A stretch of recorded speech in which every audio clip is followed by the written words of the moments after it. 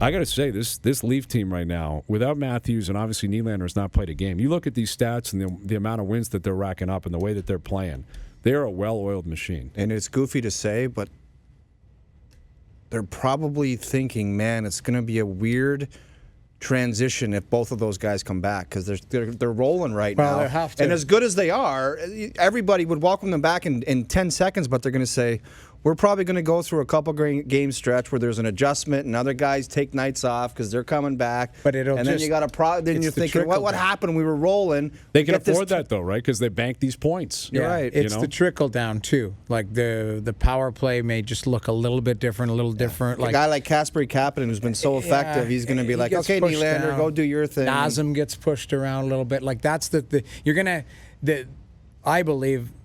Babcock will just have to massage a few things, massage some egos, massage some of the players who have elevated and played very well in the absence of these two players.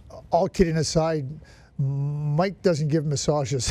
No, you're right. I can't see that. No, I'm joking. Wrong verbiage, but you're right. I know what you mean. He's going to have to manage it. He's going to right? be creative. Yeah, you got to manage it. You got to push Kadri to the wing a little bit, give him some minutes, or get him on the power play somewhere where.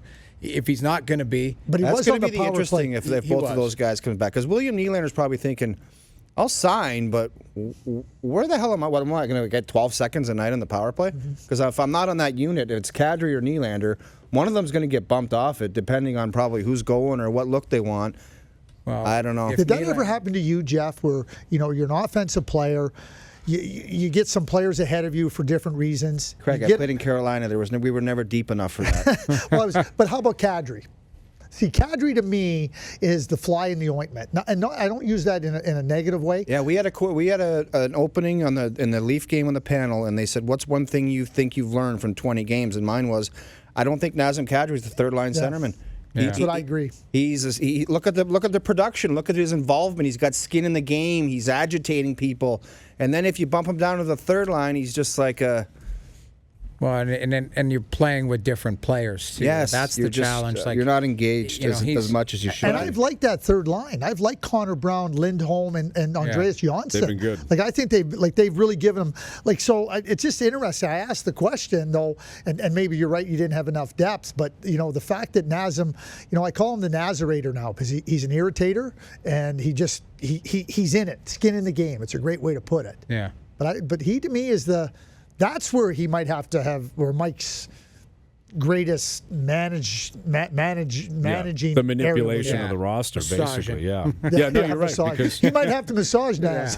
He's an emotional guy too. Like he did not have a fun night last night. He was flustered the whole night. You could tell. But he's constantly waiting to get back on the ice. He gets to the bench and he's waiting to get back on. Yeah. He loves playing. He loves competing. Yeah, and quite frankly, I don't think he necessarily has to downgrade the players he's playing with. I think that line will stay intact. Because we're talking about 2/3 of the top line. Matthews and Nylander will step in and they play together. I think Kapanen and Kadri and Marleau stay together. I think that's your third line. I think Brown, Johnsson, and Lindholm become your fourth line. Well, or some sort of combination. Someone has to play on the wing. But yeah, well, wouldn't it be nice for the Leafs keep the top line, the Tavares line together, keep the Kadri line together, right? Keep that other line together, and now find a left winger, put Kapanen over on the left side with Matthews and Nylander. Exactly. Or Johnsson or something. Yeah. But I like the Johnsson, Lindholm, Connor Brown line. They're starting to settle in. You can see that they're getting more comfortable. What would four lines like that look like? Look like a top 4 or 5 team in the league. I agree with you, Jeff. It would be tough to compete against because you got a balanced lineup that can in a playoff series. You talk about Sidney Crosby was on Leaf lunch. He talked about depth.